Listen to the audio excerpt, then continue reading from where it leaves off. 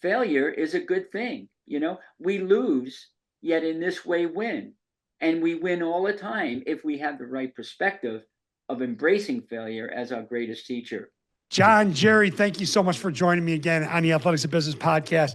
Timing is everything in life, is it not? And the fact that I have the opportunity to have you join us to talk about your newest book, The Champions Sports Parent, and to dive into that, we were talking before we started recording. It's where Nancy, my wife, and I are at right now. And we see this every weekend. We see it, during the weekend practices. This is something that's so significant and so important. And what I love about it inside of this book is you talk about the positive impact that youth sports can have not only on the young athletes, but also on the parents and the family. So thank you so much for joining us. Yeah. Excited to be here. This is a triple opportunity that we're talking about here for you, John, and I.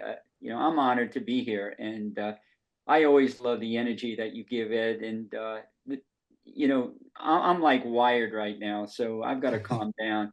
And I know John's feeling the same way. But the thing is, this book, we're writing this book because we know it's going to make a difference in people's lives. And the thing is, it's one thing to have a child who's playing sports and then trying to parent that and navigate that uncharted waters of sports parenting. But what about a book that will also help you become closer to your child, have a relationship that's really deeper? Imagine that. What a concept. That's what this book is going to do. It's not just about once the game is over, life is over. It's all about continuing life with good relationships, parent and child together. So we're stoked about it. And I really think that Steve Kerr summed it up in the quote that you have at the beginning of the book, right? When you talk about the dance of sports parenting. And he says this, and give me 1 second here and I'll read this. If you want to help your children to succeed in sports or anything else for that matter, offer support, love, and perhaps more than anything, and I love this, the space to experience and learn on their own. Maybe sitting back, enjoying the game, observing your kids in action, you can help them learn the game faster and enjoy it more. Just a thought. And I love how he throws it in there at the end. Just a thought. But yeah. I mean, he hits it right there because it's, every practice, every game, every car ride, every conversation is an opportunity for you to become closer to your child and have a better understanding of what's important to them and an opportunity to just listen. Yeah, 100%. And maybe just, in that as well, let them experience failure, let them mess up, let them lose, let them learn from all these opportunities for growth that in this day and age, because parents are so afraid that this is going to be on their quote permanent record, we sweep in and remove the obstacles, plow them out of the way. And then kids get no reps. And in the business world and all the executives you work with, Ed, the scariest thing for someone in business is a 24, 25-year-old who's never failed, who's never experienced adversity before because their parents have taken care of it. And now they're thrown adversity in work and they don't know what to do. And they don't let them sit there in it. Right? Like they don't let them sit there in their emotions and actually navigate it in their own head and their own heart and try to figure what they need to do to learn from it and take that next step. And you bring up a point, like the life lessons. And how do we bring parents back to center? There's some amazing sports parents, right? But how do we bring them back to center to realize the significance and not only the skill development physically, but the skill development mentally and emotionally? How do we do that? Well, we, not only physically, mentally, emotionally, but also spiritually. And by spiritually, I just throw this out there, this concept. I'm not talking some kind of religion here. I'm talking about, raise your hand, parents, if you don't want your child to be courageous, if you don't want them to be fearless, patient, if you don't want them to be able to persevere and have tenacity and have fortitude. Fortitude wins world wars. This kind of approach that John and I are taking help build all those virtues and all of those wonderful qualities. And so it's a multi-dimensional approach. But I went off there maybe on a tangent. I know it's related, but I sort of lost track of the question. Well, no, you didn't. You nailed it head on. I mean, spot on, because you just complimented the spiritually to the emotionally, to physically, right, and the Yeah, mentally. yeah. But one of the things, and I want to make sure we get to this right at the beginning, because I think this is very important, and you mention it in the book, that it isn't just about the results that you two have produced and in what you have done over the years with all the clubs and all the teams that you've worked with, but it's also the fact that you've lived it as a sports parent. And I love your transparency and your openness, how you shared your own stories. And I myself, I mean, Maddie's 12, EJ's 10. I myself have failed at moments, right? Like I have this constant struggle, like, how do I teach the life lesson, but how do I give them space and let them be a kid, right? Dad, I don't feel like going to my workout today. Well, why? Well, I got a chest, my chest hurts. No, your chest doesn't hurt. Mhm. Right. Then it turns out my daughter has pneumonia for 2 weeks. So I guess her chest did hurt, but talk into that a little bit, if you will. Like, it's okay to fail as a parent, but it's not okay to stay that way. Like, how do we work towards being the champion Well, sports parent? I think understanding what failure really means, and I think here's a chance for parents and kids to learn at the same time, with the parent doing the guiding. For instance, when your child fails or has a setback or loses on a Saturday afternoon on the pitch on the soccer field, a great question a day later or 2 days later is, so after that loss, why are you a better athlete today, or why are you a better person? And to be able to share with people your setbacks and errors and failures, this is a wonderful opportunity to learn that struggle is how we become who we are. I am who I am today because of all my struggles, all my setbacks, all my failures. My best books were rejected for publication multiple times, and I learned from those rejections how to write a better book. And so a parent here has this wonderful opportunity to really have self-compassion and let the child see that it's okay to fail, and to admit, to be vulnerable, to be open. And this book will help you do this. Be open to the child and say, you know what, Sean, I blew that. That's on me. That's my mistake. I'll try to be a better dad next time. I'm sorry for that. And I love you. And so there's a way back. There's a way back into the relationship. And what I'm trying to say is, look, failure is a good thing. We lose, yet in this way win. And we win all the time if we have the right perspective of embracing failure as our greatest teacher. So go ahead. Yeah, I mean, Ed, I was just going to say, I do yoga and I am not flexible, right? And I go into yoga and you see these people and I'm like, I'm nowhere near that, right? But what I love when the teacher says, it's called a yoga practice, not a yoga perfect, right? It's a practice. And I think parenting is that too, right? And so you're going to mess up. Jerry and I talk about in the book, screwing up numerous times, and I do it all the time. And it's just, but just like you ask your athletes, like, mess up, tidy up. Well, sorry, that was a mistake. That came out wrong. That was the wrong time to talk about that, or whatever that is. And so I don't think a parent should not feel guilty about saying the wrong thing at the wrong time, as long as they can show that vulnerability to say, you know what, I'm sorry, that was wrong. That's a great lesson for your kids.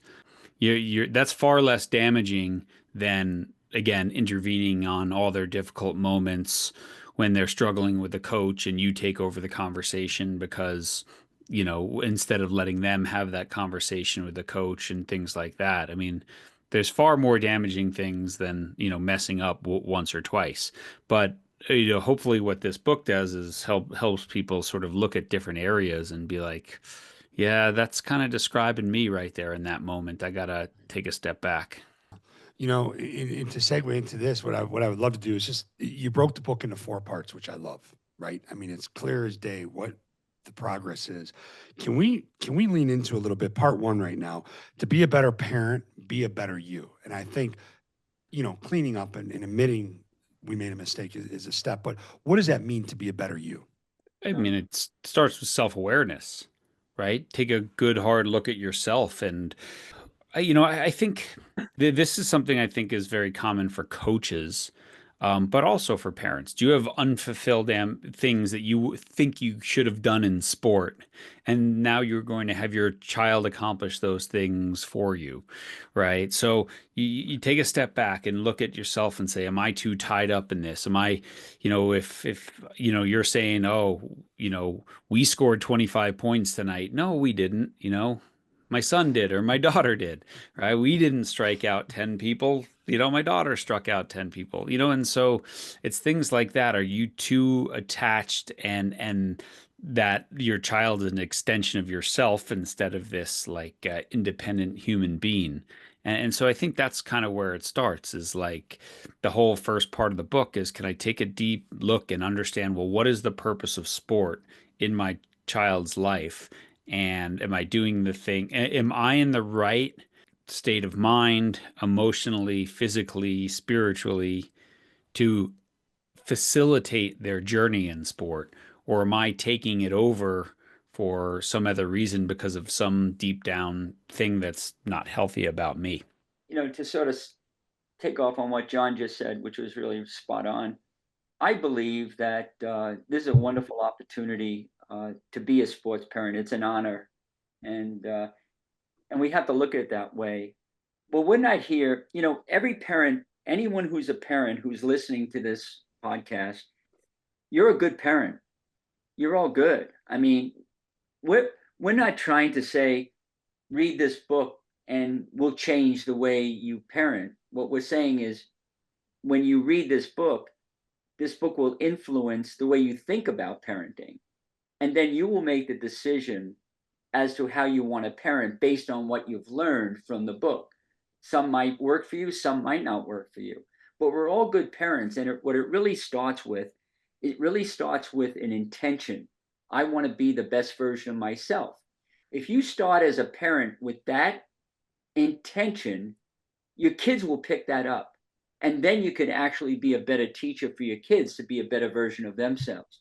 So this is about bringing everyone together, and everyone's going to see these changes that you're making and wonder, what's in your Kool-Aid? What are you drinking? And the thing is, what we're doing as parents, all of us, John and I together, with you together, Ed, with your young children, and all of my athletic children are a lot older now, but still, I'll go out to dinner with them last night. I'm still parenting.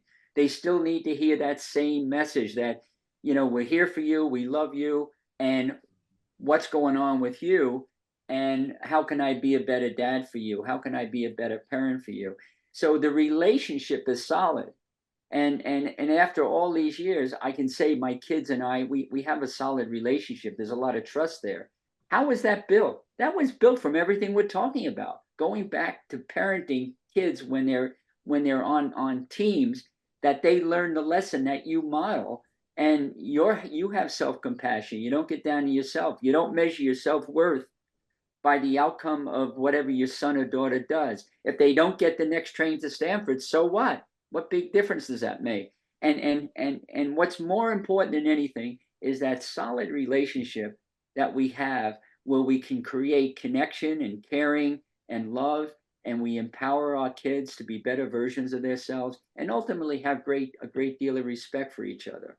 How often, and Jerry, I know your kids are older, John, your youngest is a senior, you have another one in college. How often do you guys go back and talk about the quote unquote old days, right? The youth sports days, or when your son was running and he was younger, the story that you share in the book about when he was running at Colorado, Jerry. Like, do you guys ever go back and touch on that and have a smile or a laugh or talk about how the relationship evolved from there? Yeah, unfortunately, we do. We'll be sitting around on a Friday night dinner, which we do weekly with the family. We all gather, and invariably a story from their childhood comes up, and it's usually about the sports field. And it's usually something that dad did that was ridiculous. Like in that story I tell with my running son, like jumping out on the race course and running with him, just to make sure he makes the right turn at the right moment, and all of that. and being told by the race director, hey, if you keep that up, you're not going to be able to attend these races anymore. Totally embarrassing. But what a lesson learned. The lesson for me is let go and let be, and Right. let him develop. And we're sitting there laughing about that now. And your heart was in the right place though, wasn't it? I mean, My you thought intention you were, was good. Yeah, that's you all. thought you were doing the. So how is it though? Like his parents and the champion sports parents, like I want to be better. I understand that maybe what I'm doing is misconstrued. That's why I was here. Well, they just don't understand. I'm coming from a good place. How do you get folks to understand you're coming from a good place, but you might not be going about it the healthiest way and the most productive and positive way for your child? Being open to learning. I mean, at that moment when I was busted and I felt so foolish, I was open to learning from that experience. And God knows, I mean, I never did that again and anything close to that. And so I became a better parent because of it. And I think what happens is the real deeper lesson is you learn to listen to your kids, and you learn. This is it. You learn to let be. It's like being a good waiter or a waitress, or now they call them servers. Picture being in a restaurant, and you're there having an intimate dinner with your wife, and you're really enjoying the food, and your mouth is full of food, and your wife's mouth is full of food, and there's the waiter at the table every second. Hey, how's the dinner? How's it going? You're trying to hide the food, and all of that. That's not being a good waiter. A good waiter is you wait in the wings, and you watch and you listen. You watch to see where is this table at. Are they eating their food? Well, if they're not, I'm going to go over there and find out, is everything okay? Can I help you? Is there anything I can do? If they are eating, I let them alone. That's all good. That's why they're there. If their glass is empty and I look at that, I'll go over and fill the glass. But I'm not going to go over there with a thing of water after they've had 2 ounces of water out of the glass and fill it up again, because I need to feel like I'm worthy of my role, or that I have a job to do all the time. My job is to stay in the background. As a good sports parent, you're off in the wing, watching and waiting and listening for your entry when they invite you in. So we just let them play. We let them have a good time, and we let them enjoy things. When I was a kid growing up in Brooklyn, New York, I never saw my parents from 8 o'clock in the morning till 8 o'clock at night, other than for dinner. And in that neighborhood, that one neighborhood in Brooklyn, New York, we had 5 guys go pro. I wasn't one of them, but 5 guys did. And, they didn't have any parent intervention. You guys just played and you competed, right? Oh, and if you lost, you wanted to play again. Oh, like we competed for prizes, Ed, you lost lunch. I think the big thing is 0% of people who get this book don't love their kids, right? Or listen to a podcast about parenting, or, they love their kids, and we just sometimes love them in unhelpful ways. But for example, there's, I don't know if a couple of years ago you saw that HBO documentary Trophy Kids. Mm-hmm. And there's this one scene of a dad in the front seat just berating his son in the back seat, for playing poorly and all sorts of stuff. Now that dad loves his kid and he thinks he just wants to help. So, I'll show that at a talk. And if I look around, I'll just look around the audience, and you can see the people who in that moment say, oh my God, that's me. That's my kid's ride home. And I'm not doing it because I hate them. I'm doing it because I love them and I think it's helping.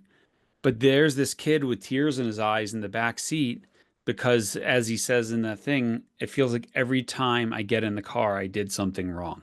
Right. And so it's moments like that where just like Jerry on the race course, or me with my son when he was really young, your love, and you just want the best, and you're holding them accountable, and you have high standards, but maybe that's not the moment.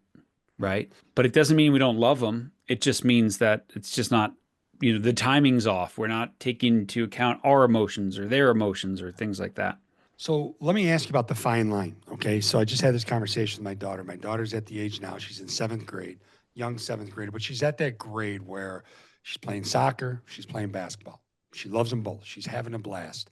But we talk about the fact that if you don't put in the work If you don't put in the extra effort, you can't expect certain things. Like people are going to pass you up, right? People are, but it's in Nancy, my wife and I talked about this. I go, when I give her a hard time for not going and do what she says she's going to do in terms of getting shots up or whatever it is, or work, it's not because I want her to be a great player. That's about discipline and commitment. And that's about developing habits.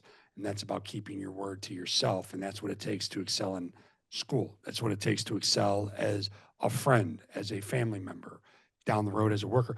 Like, how do we make sure that we're navigating? Because I mean, there's days like I'll have a talk. I'm like, God, did I do the right thing? Deep down inside, you did it. You delivered it the right way, but you don't know that in a 12-year-old middle school girl's mind, it's landing. Like, how do you monitor that? Do you watch Ooh. body language? Do you wait for the next conversation to see what they say to you? How does that work? I mean, I think first you start with sitting down with a 12-year-old and saying, what are your goals? Like, what do you want to do long term in basketball? Right. And then what are your short term steps to get there? But if your 12-year-old says, I want to go play college basketball, right? And then they never pick up a ball outside of 2 practices a week or 3 practices a week, that's when you say, hey, listen, you said you want to play in college. Here's what I can teach you about people who are trying to play at the next level. This is what they are doing. They're taking 1,000 shots. They're starting to go to the gym. Maybe not a 11-year-old girl or whatever, but you know what I mean? Like, this is what it takes to get there. So if you want to really do that, like you're saying to me, let's come up with a program and let me help you. And then I'm pushing you towards your goals, right? Right. But then if you don't, and I had this conversation with my kids, and I remember my daughter used to be like, I want to be a college soccer player. I'm like, well, you see that teammate and that teammate and that teammate, right? They're doing extra training. They're working with an extra coach. They go to the kickback wall. They bring a bag of ball to the fields. When do you do that? And then so my daughter would do it 2 days in a row and then would stop again. Right. And so then finally, like she came to the realization on her own, like, yeah, I don't really want to do it that much, which is great. That's perfectly fine. Right. She still had a great high school career and a great club career and did everything, but she didn't want to do what it was going to take to get to the next level. And that's where I think as a parent, you have to be honest. But again, I'm not saying you're going to be a college soccer player. I'm saying you told me you wanted to do this. Let me help you and push you towards what you said you wanted from me. And get them to self-select. And back to Jerry, you had mentioned something earlier about your worth as a parent, as a person, is not how your child produces on the field and how they perform. It still that to this day blows me away. Yet I understand it because it creeps into all of us. FOMO, the fear of missing out. When I see grown parents, their children's not going getting, they're not going to pay 1,000 to go get extra reps 6 months before their season starts. But you know what they are, and that's my daughter's friend, so maybe I should too. And gosh, maybe there's something going on there that I don't know about. That if we don't do it, then we're going to be missing out. Like, how does that happen, and what do we do with that in youth sports? Yeah, well, that's a good reason to read this book because that's what we're looking at, right? I mean, I have to come back to that. There's so many parents out there that are afraid. They're very fearful. They think that they are missing out, or they feel like their kid is missing out.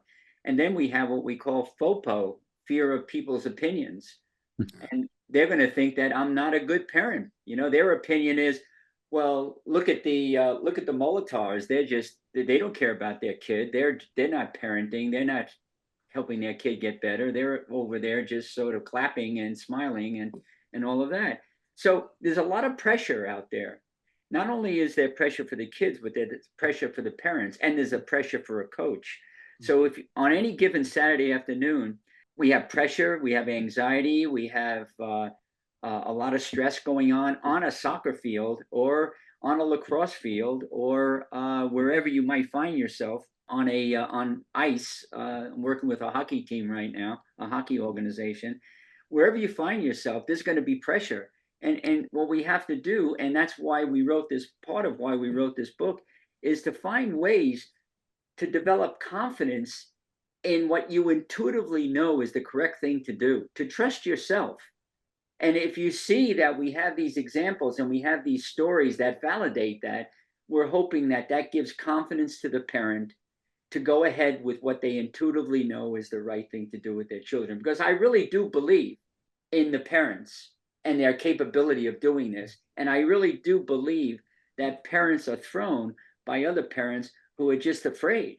And I think the fear is driving the train, and the fear of whether the kid makes that next Stanford scholarship or whatever it happens to be, or we're going to be looked upon as not being good parents because our kids are failing and they're crying, whatever, you know. So it really is about getting that confidence and trust in yourself to go forward, and that's where I'm at with it. Do you two see this piece that we're talking about right now more relevant in one particular sport than others at that age group in the youth, or No. does it cross over into every single sport? I haven't seen a sport where it doesn't exist at this point. Like I think it's all sports, right? Because you're a hockey player, well, oh, there's speed skating camp in the summer or spring hockey or whatever it is, right? And basketball, there's always something more you can do, Right. right? And you know, as I say often, like the business of sport, and this is not to say that these aren't excellent coaches with great facilities or things like that.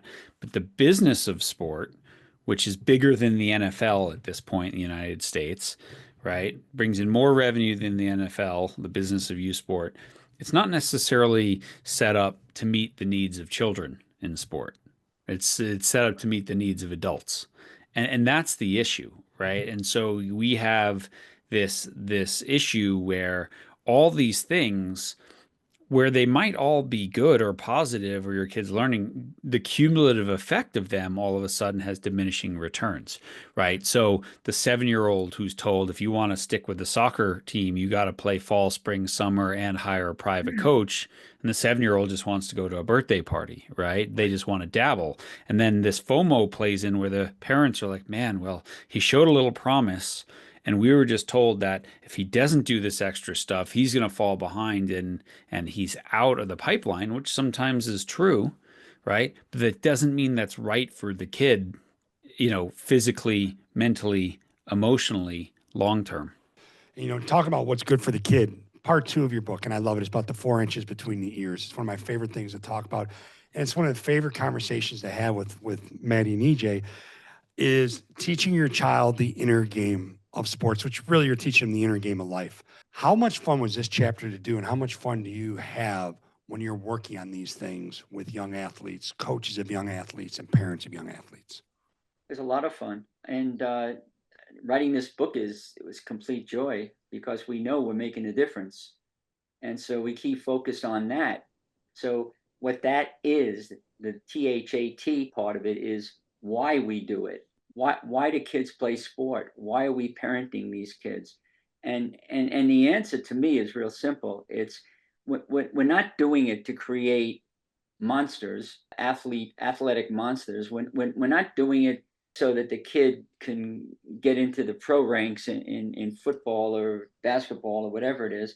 We're doing it because it makes a difference in the lives of these kids, and we're parenting because that's our job, and so we love doing. Hopefully, we love doing what we're doing. But Ed, you know, all of this comes. I'm sitting here thinking, let's make this simple.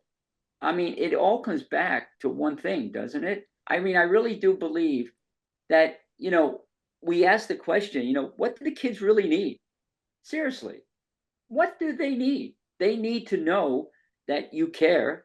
They need to know that you love them, and that you're there for them, like that good waiter standing off in the corner. And once they know that, they'll develop. They'll do what they can. You know, they're not 2 years old or 3 years old. You know, they're not going to fall down all the time, and you're going to have to help them get up and walk again. They know how to walk. They know how to run. They know how to do what they want to do. They know how to have fun if left alone. And so really what they need, you show up at a game, they need someone to root them on, you know, encourage from a distance, and they need to know that you're going to be a good chauffeur, I mean, that's what we are. We're servants. And let's face it, our role is, I remember Sean saying, Dad, pick me up after practice, will you? Yes, sir. I'm on it. It's like, it wasn't like, can you pick me up from practice? No. We just assume he's got his chauffeur in Yeah. place. And then I come home and make dinner for them. I mean, we do it all, right? But So we wouldn't trade it for the world either. no, it was complete joy. And that's what I'm getting back to. So for me, the joy is not in watching my kids achieve. The joy for me is watching the kids have fun and enjoy themselves. And that's what they want. And what they need is they need the love and reassurance that you're there for them. So let's talk. Ed, I just want to say you're in the middle of it right now. Yeah. I'm almost done with high school sports, and and Jerry is, right? It goes by so fast. It's like a blink of the eye, right? You're like at rec first T-ball or whatever, and then they're done, and you go to senior night, and you just like, where did it go? It just happens so fast. And so, and then you think back of like, did I enjoy this? Because man, if all this did was cause stress and anxiety for you, and didn't promote great conversations with your kids and learning moments, it's huge. I mean, I have enjoyed my son's senior year of high school soccer, which he's in the middle of right now, so much because he's a captain. And we come home and we sit there at dinner and we talk about leadership and dealing with a difficult teammate, or what happens when you don't agree with a coach, or when you have, a meeting with your coach because you're having a disagreement, and how important it is afterwards to express gratitude to your coach for even listening to your opinion and things like that. These are the lessons that are going to carry on, not, on May 5th, 2021, did you beat Joe Smith FC, Right. Right. Now, so with that being said, with all this being said, how does that give us access to them in terms of mentally to teach them the inner game? Like, what are the conversations that we need to have? What kind of questions do we ask them? What do we point out? How do we do that with them? What a concept. Sit down, say to your daughter, like, so there are many ways to get better. It looks like you're really interested in getting better at what you're doing. Have you ever heard of the mental game? Have you ever heard of the inner game? Well, guess what? Maybe you haven't, but every pro athlete, every pro team, every college team right now is employing what they call sports psychologists, people who go in and they give them instructions in how to work with their mind and how to make their mind work so that they have less stress, less anxiety, less pressure, less depression, more mentally healthy, and more excitement and all of that. So it's a conversation piece. I think we have to, Ed, you mentioned this before. It's like you talk about having conversations. You can have conversations about this as well. So any subject matter that as a parent, I feel could really help my child, I'm not going to push it on him, but I'm going to ask him the question, hey, you know what? Hey, Sean, have you ever thought of the inner game in sports? I see you out there all day dribbling basketball with the cones and taking shots and all of this. But you know what? The Golden State Warriors just hired this amazing sports psychologist, and he's doing some good work. And he works with people like their team, their athletes, and so that's a great way of introducing it to it, having the knowledge that indeed all athletes at the higher level are using these kind of services. And in the book, the nice thing about the book is we take that inner game and we discuss it, and we give the parents strategies if the child says, I'm not sure what that means. Can you give me an example? Yeah, okay. So listen, like right now, just close your eyes and take a few deep breaths and feel yourself being really excited and doing a great job, being the best you can be when you're on that court. Okay, they do that for 3 or 4 minutes. How'd that feel? That felt great. Well, maybe that'll help you in tonight's game. They will ask you, and this book will supply you with the technique and the strategies to introduce them to the inner game. Of course, they're not going to be able, parents, no one would expect you to be able to do the entire mental approach to a game that people were trained to do for their lifetime. I think we in youth sports spend so much time trying to look for the competitive advantage in terms of training, skill development, best club, best team, best nutrition plan, all this stuff. What I try to focus with my two is I'm not afraid to talk about competitive advantage in the sense of be the best teammate possible, be an absolute blast to have as a teammate, and be absolutely miserable to play against. And how can you do those things? Okay. Mhm. And to be the best teammate, you're thinking of others before you're thinking of yourself. You're complimenting them. You're thanking them. You're celebrating their small victories, their big victories. In terms of being miserable to play against, that doesn't mean be a jerk. That means think about what your mental state. Think about how hard you play. Think about how much energy you bring, no matter which way your competition is going, right? Like the ability to be able to play awful, but still help your team somehow. And how much that frustrates the other person. And how do you get yourself to that? Yeah. As parents, so sometimes it's like, well, geez, that's really a different approach. Like that, we're not used to that, or you're going to stand out when you have those conversations. Can you talk about it's okay to be different as a sports parent when you're coming from a place of positive reinforcement, positive growth, positive support, and not to be falling into that comparison gap, so to speak, how everybody else is doing it? Yeah. I mean, I think it was funny. This guy, Stephen Norris, he's a Canadian guy. He said to me once, he said, kids compete and parents compare. Right. And it's like, that's the challenge. The kids get it and they show up and they compete and sometimes they win and sometimes they lose. But, all of us have multiple kids and I'm just going to go out on a limb and say, Ed, your kids are different from each other and they had the same mom and dad and ate the same food and grew up in the same house and they're different. So the idea that you're going to look across at someone else in the team and what that kid is doing and say, well, that has to be my child's path, that makes very little sense. And so, what you're this whole inner game and what you're talking about, like to be miserable, like we get people all the time who call Jerry or call I and say, my kids in practice is great, but then the game comes and they freeze up, right? And it's not because all of a sudden we're keeping score.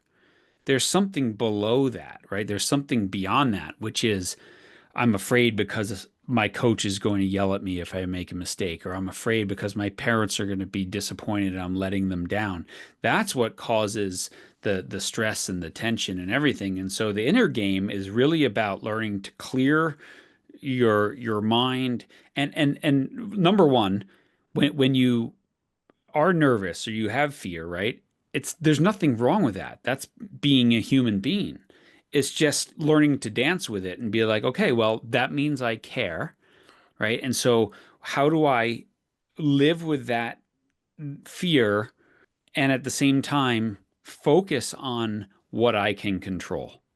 And that's really what it is. It's not, when you tell kids you shouldn't be scared, that's the worst thing you could say to them, right? You're scared because you care. That's great, right? But now you have to learn, to sort, to dance with it and to be like, okay, but that's okay. So, but let me focus on the things, right? Diving for loose balls, crashing the boards in basketball, winning 50-50 tackles in soccer, hustling, being focused, communicating. All those things belong to me. The opponent, no control. The referee, no control. The weather, no control. And if I sit there going, oh God, it's so cold today and we're playing against the wind and this referee sucks and I hate playing against that kid, you're halfway to losing and you didn't kick a ball. Yeah. Right. So here's the thing, John and Ed. I'm listening to John. I think you nailed it. And what we have to understand, the warning sign is there immediately. If a child is experiencing fear and anxiety, I know exactly what's going on as a parent and as a professional. What's going on is they're focusing in on outcomes and results. Maybe not just the game, the outcomes and results, but their performance, points scored, goals scored, whatever it happens to be. It's like a magical payoff for parents to know this. If your child is afraid, they're afraid of letting you down, they're afraid of letting themselves down, their teammates down, they're afraid of failing, they're afraid of something. what that something is outcomes and results. So now we have this already solved, you see. So my kid comes to me, they're anxious, they're afraid, they're blah blah blah, all tension, stress. Okay, so it's all related to that outcome and result. If we want to dissolve or mitigate those feelings, then the way we do it is we get the child, the athlete, to focus in on what they can control. See, John was talking about, yeah, you can't control the weather, you can't control the coach, you can't control the referee, you can't control any of this stuff, you can't control the outcome. The kids have to learn real quickly in life a lesson that took me a long time, which is you cannot control outcomes and results, but what can you control? And what you can control is your effort. You can control being the hardest working player on the floor. You can control all your encouragement and cheering for your team if you're on the bench. You can control how hard and how you show up to practice. You can control being in your face, someone's face, playing defense, sprinting your lanes and diving for that 50-50 ball, as John says, whether it's in soccer or basketball or wherever. So if we help the child to realize that when they focus on what they control, their confidence is going to go up, their stress is going to go down, and their performance will be better than it's ever been. So that's part of what the book is trying to help parents with is, here, parent, take this, help your child understand the biggest lesson of life. I can't control outcomes. I can't control the way I'm going to be here today. I can just be myself. I can control my voice, my tone, my preparation. I can control my preparation. I can't control how you're going to like me, Ed. I can't control how the audience is going to react to what I'm saying or to what John's teaching. All we can do is be who we can be and control what we can. I absolutely love this. And I have to ask this question. I can remember as a child, I can remember as a teenager, later in life, talking to my dad, what are your biggest concerns and the power of overhearing, right? And what are your biggest concerns as a coach with your players? And he said, my concern was, and I spend so much time intentionally messaging, working on the message I'm going to deliver to my players, because my concern is, are they hearing the right things when they go home at night? Okay. Are they hearing the right things from their friends and their family and their parents? And I think that right there talks right into, section 3. Coaches are your allies, not your adversaries. How insignificant is it, the conversations, the way parents talk about their coaches to their children, their children's coaches, to their children? How important is it when kids are in the back seat in the car and mom and dad are sitting in the front seat and they're having the conversation about, their child's coach? How important is it for the parent to intentionally develop a positive relationship with that coach and to have that coach's back? I mean, what gossip is complaining about something to someone who can't solve your problem, right? So, if you're going to sit there and complain about a coach's decisions, what position you're playing or tactics or whatever with your kid, all you're doing is undermining your child's trust in that coach, right? Now, you might totally agree with your kid, right? But what's helpful is, she's the coach or he's the coach. If if you're old enough, like, well, if you're not understanding the tactics or if you're not why don't you go talk to them? Like, why don't you have a conversation with them about what's happening here so that you can understand their decision making better? Or, if you're a high school athlete or a college athlete, so you can voice your opinion on, hey, this is how we're seeing it from the field, right? And I think great coaches, they want that input. They want that autonomy. They want players to take ownership of the thing. Ultimately, the decision is going to be the coach.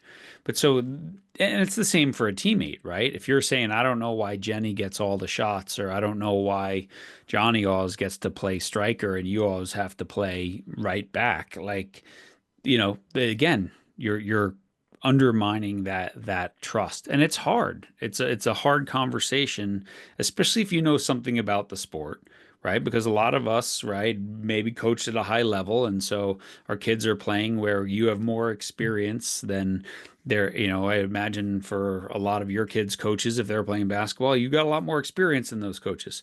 So those coaches are going to see it differently, and maybe they're doing something at practice. You're like, that's not how I would run practice, but you have to be very, very careful about saying, yeah, that was a dumb practice or that was a bad practice, because all you do is undermine trust. And that's not going to help your child in the long term, because you know what? I mean, just like I say to my kids all the time, when a teacher did, well, you're what? You're gonna have bad teachers in your life. You're gonna have bad coaches in your life. You're gonna have bad bosses in your life. It's not all unicorns and rainbows. So this is a good learning opportunity. Yeah, and I think the line is drawn, John, and I know you agree with this. We've had this conversation before, you and I, but there's a line drawn. You have to know when it's we're crossing that line of abuse, and Yeah. at that point, then we must take some kind of action. But otherwise, the trust will build from itself, and your child will learn, how to work with people who are not cooperative with themselves, and this is a good lesson for life.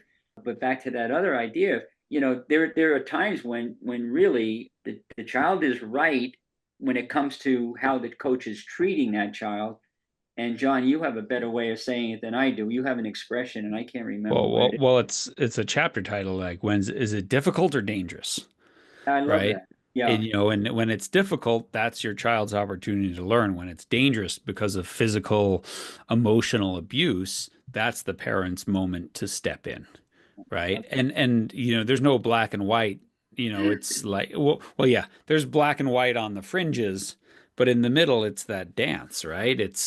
Is this just a hard situation, or is this really crossing the line to where my child's, that they're being demeaned, and it's crossed the line, and I need to intervene, because there's certainly plenty of public cases out there of when parents have failed to intervene, sadly, that horrible things have happened to children. And so And we see it all um, the time now. we see it, we hear about it all the time. So, yeah.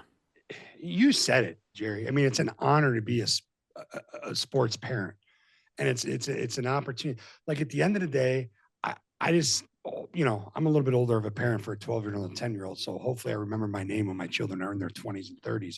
But I want to have that conversation with them where they just acknowledge the fact that, you know what, we did it all right. Like we did it okay. Like, Mm. I learned a lot through it, and it wasn't always easy. That's the thing. I think as parents, sometimes we're wired to think, okay, if we do things the right way, it's all going to be seamless. We might not win all the games, but it's just going to be a lot of fun. And we're not going to go through any trials and tribulations. No, see, trials and tribulations are part of the process. And, Mm. and we want those. It's how we grow through those trials and tribulations together as a unit, as a family. And that to me is what's really super cool about the work that you guys are doing. Well, sports. I call it the microcosmic classroom for life. Yep. And that life is the life of the family. So sports is a gift. It comes to the family. Fortunately, we're able to use sports as that vehicle to transport our closeness, our relationship, and do a good job with that, so that ultimately the outcome is not we won the state championship or we won the national championship. What we did was we won the battle. We won the battle of life, and life is going to present us with these wars, with these battles and these arguments and these tough times and these really difficult times. And for me, when I'm together with my family, now my kids are all through that. My oldest is 40, my youngest is only 28 right now. But when we're together, I just look in awe that they came through all of this war and all of these battles, whether it was a soccer game on a Saturday afternoon, or whether it was navigating their way into a graduate school program, or whatever it happened to be. And they did it. And why? Because we stayed together as a family, and sports facilitated that growth of the family, because I fortunately was aware that this is an opportunity. And I think that's what John and I want to communicate in this book is what a wonderful opportunity. This is a special moment. And this is a time when we can really take advantage of a gift that's been given to us that life hasn't presented other than that. Hmm. It's interesting, Ed. So, my daughter just graduated high school, and they sent the kids, she did this Spanish immersion program. And so they sent all the seniors from the program who are graduating back to their elementary school where they went. And it was really interesting because so they go and they parade them down the halls and all the kids clap for them. But then like they went out to recess with them. And my kids loved in recess playing soccer or whatever was the sport of the season, right? 15 minutes and they make teams and they play. And my daughter came home. She goes, Dad, it was so bad. It's like they don't let the kids, the fifth graders, play against the fourth graders anymore because they argue all the time and they get upset. And she goes, but that's like she saw it. She's like, but we learned so much, right? Like we Problem solving. sorted and we made teams and and we did that. And she's like, and now, you know, they won't let them do that. And this quest to have no conflict, no play, you know, we've lost free play, which let kids make the rules and sort out problems and make the teams and figure out, you know, who played best with who. And yeah, you know what? It sucks being the last kid picked, but you learn something from that too sometimes, you know. But we've stripped all that away for the fear that there might be conflict, there might be whatever. And my daughter was like upset by this. She's like, I can't believe they don't let them play. And so then the kids just, you know, what do? They just wander off the playground and sit around and do nothing instead of run around for 15 minutes because there might be an argument. And this is, I think, one of the greatest disservices we're doing to our children right now. And that goes right back to what Jerry started with his childhood in Brooklyn, right? Yeah. That's what you guys did. You pick sides, you compete, you argue, you probably might have thrown a few fists. But, well, you know, Jerry, I was being careful. It's 2024 to John's point, right? I don't know if I'm allowed to Yeah, I condone get that, it. but that's it. I mean, that's all part of the process. Now, I can't believe time has flown like it has, but I want to make sure to touch on some other things that you two are doing together. Can you talk about the coaching certification event that you're having, and why you're having it, and what you're doing, and where that all came from? Jerry, how about I do the what and you do the why? Right. So I'll just Wait do for it. the really quick what You guys is are an amazing team, by the way. Not that you haven't been told that before for dozens of years, but amazing team. Yin and yang. That's right. Yes. I was not going to say Tweedledee and Tweedledum. No, I was not. I love you too. If you say Mo and Larry, that makes you Curly. So, That is fine.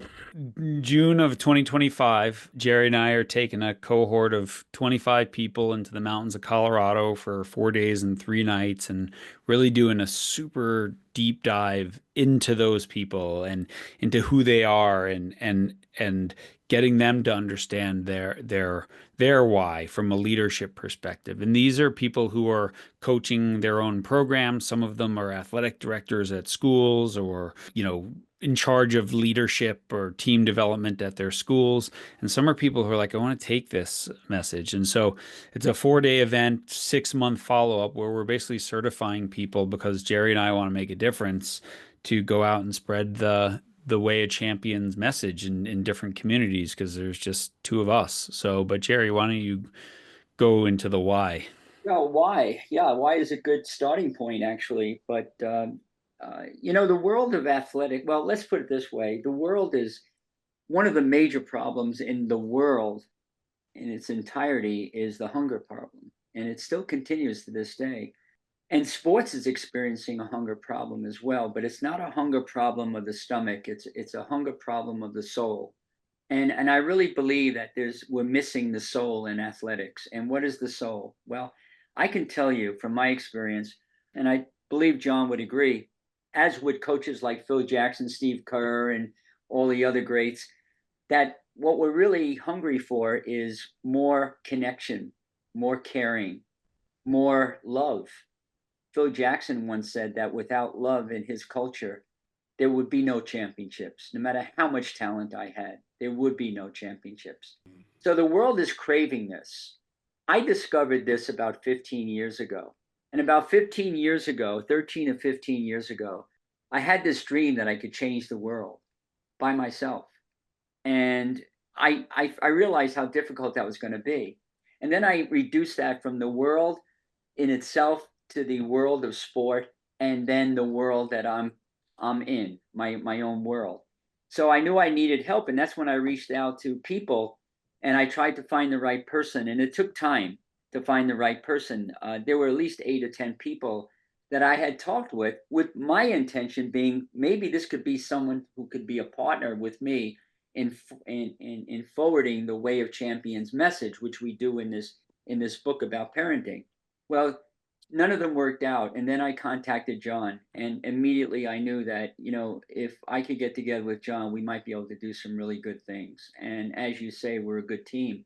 I knew that right away, but it took time to develop, and here we are. Now the question is, John has been trained in the Way of Champions methodology. He's gone out, he's taken teams to other levels. He gets it. He knows how to do this and navigate that. I know how to do it, but it's just two of us. So we can go out and just reach so many teams and so many groups of coaches. But what if I had like 20, 25 people who I could train, who we could train, and go out there into all parts of the country and train them to train others how to deliver the message of being connected and caring and love and empowerment and tenacity and fearlessness and all these other wonderful qualities. Well, that's why we're doing this. We're doing it so that we can get more people to experience what I know they crave. You could ask anyone, Ed, anyone that you meet, who doesn't want to be connected with other people, cared for, empowered, loved, and nobody would disagree that that's what they want. So we know we're onto something that people crave. We have the support of some of the greatest coaches that ever lived. We have the support of our 130 championship teams that we've coached to these victories by taking the Way of Champions approach. And so we're excited. And it's going to take 4 days of deep diving, as John said, into who we are and getting into self-awareness. Plus, we're going to teach people how to teach others the kind of things that John and I are teaching. And then it's going to be followed up by a 6-month mastermind program. So you'll go right from that location in Colorado, in the foothills of the Colorado Rockies, and you'll go from that 4-day immersion, that intensive program, out into the world. And every month you'll have a check-in time with your cohort for 90 minutes just to make sure that we stay on track and we keep it going. So we're really excited. Awesome. And it's been a dream of mine. And I could not do it by myself. And thank God John came into my life, because this has been the realization of our relationship as well. Yeah. And I appreciate you two so much. And thank you for the work that you two continue to do. I mean, it's amazing. And this is taking place at Puma Hills, I believe. We'll put the information, even though you're close to selling out, which is phenomenal. Yeah. We have 2 spots left. We opened it 2 days ago. We got 2 spots left. After 2 days, we have 2 spots left. But reach out, because we'll do a waiting list as well. People always drop or whatever. Beautiful. Yeah. Maybe more numbers next year. Maybe just another one. I like that. As of now, we like the small group, but we'll see. Absolutely. We'll see how it all feels.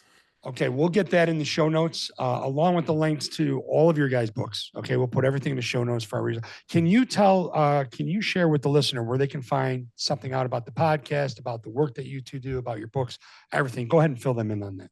I mean, Jerry's wayofchampions.com is his website. And then, the podcast is on Spotify and Apple and all the platforms, also called Way of Champions. And then all the episodes are on my website, changingthegameproject.com.